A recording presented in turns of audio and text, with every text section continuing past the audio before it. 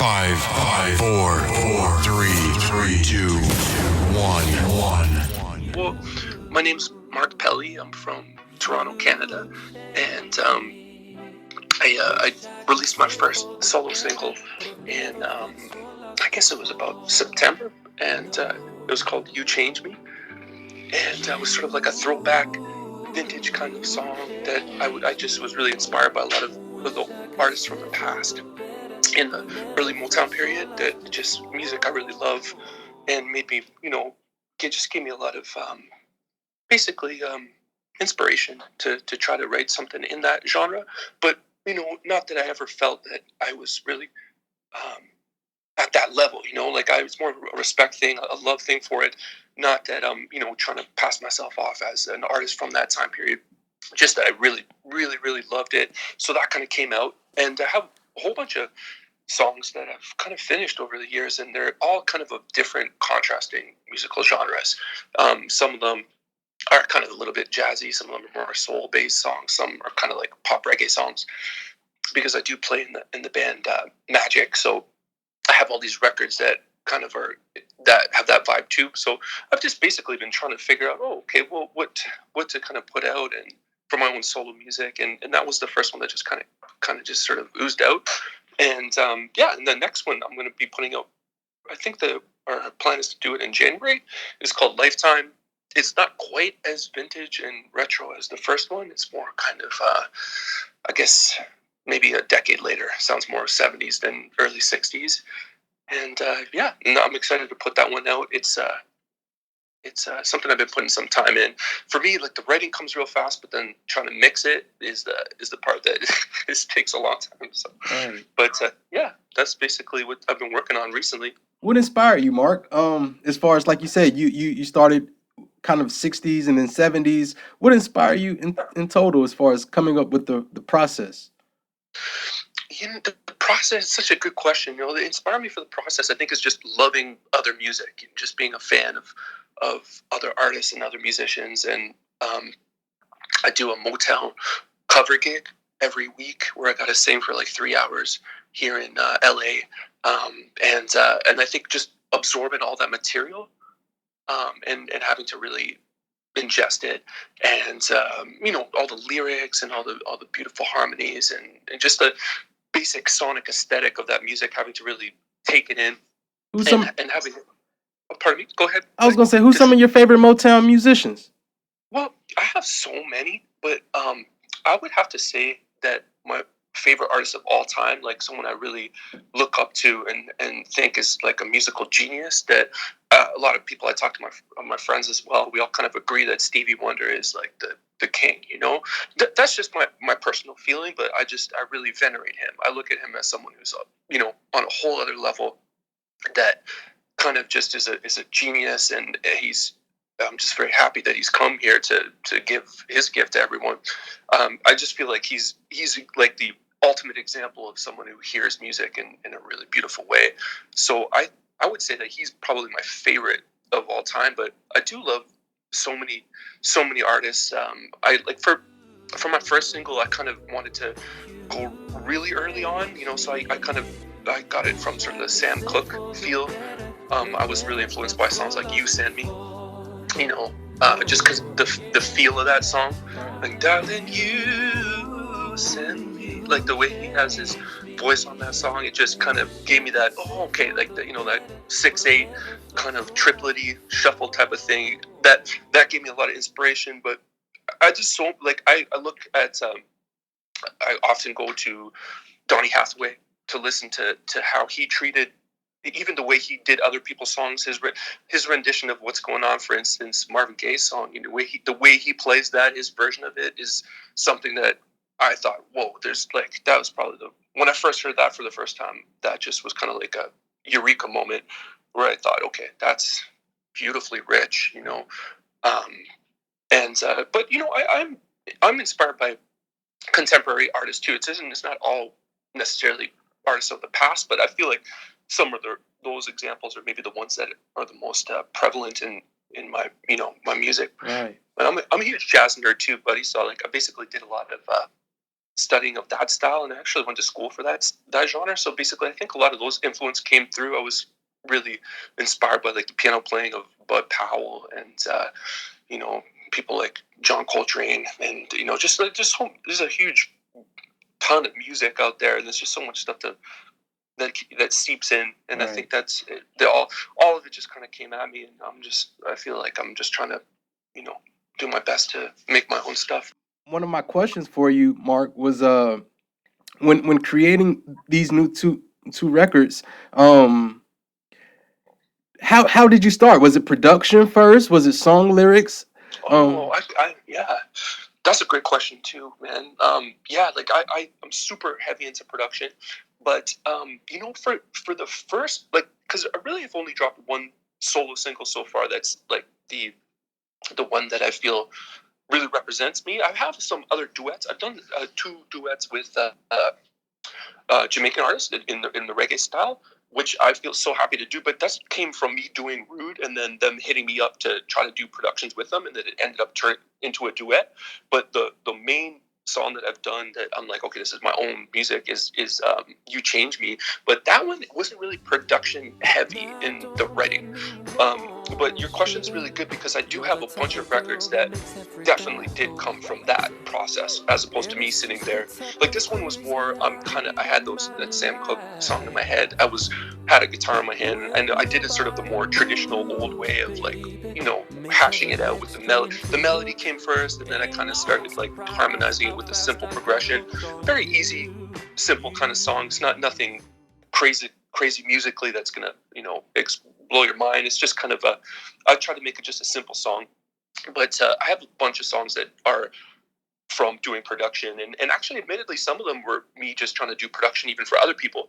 That maybe we had a session and we try to work on some stuff, and it wasn't necessarily what that artist might have wanted to go for. But then I thought, okay, I can flip this into a song for myself. So there's just so many different songs that I have, and they've all come to sort of be in a different way. It hasn't always necessarily been from the same process, but it has definitely come from production stuff as well, like you're mentioning. Did you collaborate with any artists or producers or engineers in the process of creating it? I have so much, man, so much. Like this year I got a good cut. I did I co-produced Kevin's Heart for J. Cole with T Minus, who's a really good friend of mine. He's a super talented producer out of Toronto, and we're really good buddies, and we do a lot of music production together. So that was my like big cut in 2018. And he was actually talking to me. He said to me before that he wanted to produce up 2 songs for my own project, but I didn't want to like put that on him. I'll hit him up about it again, but he's really busy doing other stuff. I kind of feel like I gotta just try to build my thing some more, and then I can bring that up to him again. There's 2 of them. I put like an Instagram video of me writing a song about a homeless man called Man on the Street one time, and he commented on that. He's like, let me produce this up for you, and that made me feel really inspired by it. And then the one I'm about to drop in January called Lifetime, he mentioned he wanted to do have a crack at that too. So I think what'll happen is I'll release the version that I have, and if he's still into it, I'll send him the stems, and then he could have his own go at it. And I'm really curious to hear what he'll do for it. But I do work in the studio all the time with other producers, and usually though, admittedly, when we work together, it's not necessarily for my own. I'm kind of treating my own original music as my own personal statement. Yeah. And I'm totally down to work with other people towards it, but I kind of feel like when I go in with the other people, we're sort of commercially oriented. Like we're thinking, oh, okay, let's try to write a song for so and so, and we kind of do a lot of the production and the writing catered specifically for the artist we have in mind, as opposed to us being like oh, okay, help me do my thing. Is that some of your funnest moments, when you are able to just be with people and just make music? It seems. Absolutely. This without question. Like you kind of hit it on the head right there. That's definitely some of my funnest moments. I really do love to perform as well. I love the process of just playing in front of people. I love the energy from the crowd. That's it. But it's almost like it's a different kind of experience when you're in the studio making music with good people, because it's sort of like it's a different type of creative process, and performance is more you're just trying to impress is the wrong word. You're trying to connect with an audience, and you're trying to just make the best music you can possible in a live setting. And studio is more you're kind of channeling your inner creativity, and you're vibing with other people and getting their input and trying to be, it's a positive process. It should be. It sometimes can steer away from that, and you might butt heads sometimes. You have some arguments and whatnot, but usually it's all for the best anyway, because you're just trying to come up with the best song you can, right? Right. Now I have a question. I typically ask people, when did it start for you? That's a question that I typically ask. And in your case, I see that you began playing piano at an early age, and also the guitar at an early age, in my opinion. How did those instruments get in your hand? Well, the piano one was, I think, maybe a classic example that a lot of people run into is when my parents just signed me up for piano. And so I went in there and I started learning piano. I was 6, and I think they thought, okay, that would be a good instrument for Mark to play. But I really took to it. Like, I became one of those nerdy kids that actually enjoyed doing it, because a lot of the time it's not that. At first they had to kind of force me to practice, but then after a while I really, really took to it. And it became like a real passion for me. And I even ended up studying it in university for classical piano. I studied that before I switched into the jazz guitar. But yeah, when I was a teenager, like my Uncle Chuck actually is a professional guitar player. And he's a really good guitar player. And my dad is a guitar player too. He used to play in like an Italian wedding band. So they sort of taught me how to play. And that became really important for me too. So I was like just finishing off, like it was like either grade 7 or so, and I started playing guitar, and then I always had it on me. So I became a little obsessed with that too. And it was just, even though I would still, I had my friends and they would come over and I would hang out with people and stuff, but I always had my guitar on me. Was this in Canada? This was in Canada, yeah, in like a suburb of Toronto called Mississauga. Okay. Yeah. Yeah, so, but yeah, and I just practiced. I started playing in bands when I was really young, and with one group, they left the drums at my house for a few years. So I was able to progress on the drums as well at a young age because I had the kit there. I didn't receive any formal instruction on drums, though. I just kind of like took to that too, and I was like, okay, this is a great instrument. I made some development then, but I went back to it years later and started practicing harder. And I learned bass too from my friend who taught me how to play it, and I ended up playing quite a bit of that too. So I, like the sort of instruments of a group were, I was lucky to have them around me, and I was able to sort of pick them up to varying degrees and keep them going. And the other thing that was really lucky about is I played in really good groups. Like I played in my first like R&B soul cover group when I was about 15. So I got a real good push from that because I was already learning these incredible arrangements from musicians that were far better than me.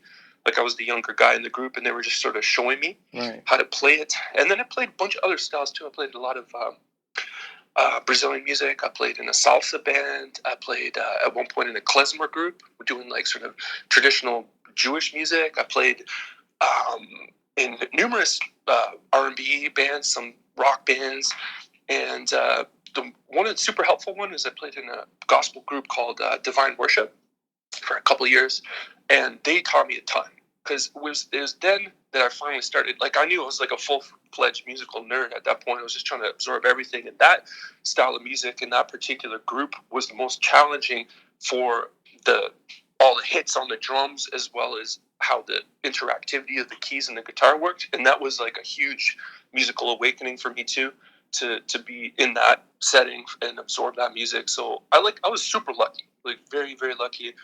And through it all, I was studying like jazz, in school. Like I did a program that was a jazz program. So man, and I just took every gig I could. Like, and it didn't matter what it was. People asked me to play, I would just play it. It wasn't really about the money for me. I was trying to earn money, don't get me wrong, but I wasn't making it about the money. So I did some cruise ship gigs. I did a circus gig. I did a gig in Hong Kong playing piano in a hotel lounge at the Shangri-La. I just, whatever it was, I took it, and it all pushed me forward. Yes, yes. You've had much success. You've had a #1 hit in the US urban charts. You've had Billboard top hundreds. I see it says 5 times platinum. Yeah, thank you, man. That was the 5 times platinum was for Rude, and I wrote the hook of that one. Like I did the "Why you gotta be so rude," that kind of main hook. I did that part for it, and also did the guitar on it, and I did it with my friends in Magic. So I was lucky, super lucky though. I still see from that, because I've done so many songs, but that one just happened to be a home run, and it's one of those things that you can't predict. You don't know this is gonna happen. I did Don't Judge Me for Chris Brown, and that one I was really happy about too. That did well. Did some other songs. I did a lot of work with so many different artists, and I'm super lucky, man, because I see it like you don't know sometimes the seeds you're gonna plant are the ones that are gonna grow, but you plant them nevertheless, and sometimes they do, sometimes they don't, and for these ones that have worked out, I just gotta be super thankful for, because there's a lot of people that are great writers and talented producers out there. I don't ever look at it like entitlement, like because I'm so good at it, therefore that's why it's happened for me. I don't really think that's the equation. Right. And I know it kind of sounds a little contentious and slightly unorthodox to say this, but I think music is one, especially pop music, is one of the few things that is actually not necessarily based on talent or on hard work. Even though this is kind of running contrary to what I was trying to inspire the younger musicians with before, because I still think, of course, you want to work as hard as you can, and if you're talented, that's amazing. I'm not trying to get that out of you. Whereas in music, you can have a #1, or you can write a #1. That doesn't necessarily mean you're the all-star #1 of the entire thing. Like you practice so hard, you get so good that now you're at the highest level of amazingness, and boom, that's when you have your success.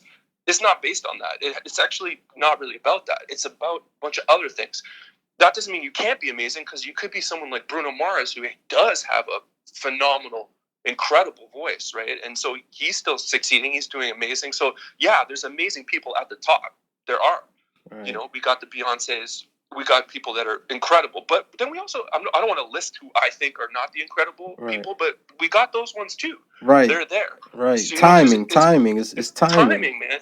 It's timing. It's contingency. It's also like just, hits, right? Like having a hook. If you have a song and it's got this hook, and that's like an earworm for people, and it gets stuck in their head, that's more important than how good you are at singing. Right. And I think that's something that people forget too. So, so especially when in the production process, you kind of want to craft something that is sort of like not exactly like a nursery rhyme, but kind of like a nursery rhyme for adults. Right. And I heard this advice many years ago, and I can pass it on, and that's that people want to be hooked on your song time #1. Like that you listen to it, and for the first time, after hearing it just one time in this compact little package, they're like, you know what? It's in my head. I got the hook. It's stuck in my head. In order for that to happen, you got to be dealing with a piece of music that is not that crazy complicated.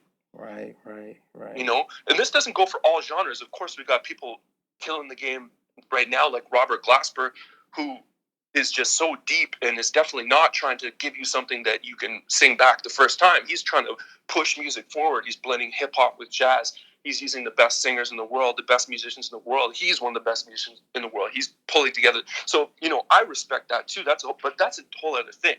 Then if you're trying to write hits, just realize that's what you're trying to do. So what you're trying to do is get people, the average person out there who just loves music and is listening, you want them to get hooked on your song. So you got to craft something that hooks them. Thanks so much for this interview, by the way. I really appreciate it. It was great talking with you. Oh, no problem. I'm hoping we could do it again, Oh, anytime, man. We can do it anytime. It's great. I really appreciate it. Thanks, Mark. Yeah. For social media stuff, like my name is Mark Pellihas, like MarkPelli. I have a website, MarkPelli.com. On Instagram, that's Mark Pellihas. Twitter, same thing. yeah, so like, I mean, my video for "You Change Me" is up on YouTube. It's almost at 1 million hits, which is pretty sweet. And that's basically it so far for how to sort of find this stuff. Oh yeah, and it's on all streaming platforms like Spotify, Apple Music, all that kind of stuff. So you can find it that way. And I'm gonna be dropping the new one, Lifetime, in January. And I got one other good piece of news to look out for in the new year. Is I got 4 songs on a Netflix series called Kim's Convenience. So yeah, they took 4 songs from me, and I'm really excited to have that on the show. So you can maybe hear those, or I think they're going to put them on some Spotify playlists and stuff and push them around. So that should be pretty cool. Congratulations on that. Thank you, man. Thank you so much. All right. I'll talk to you later. Later, Mark. Later, buddy.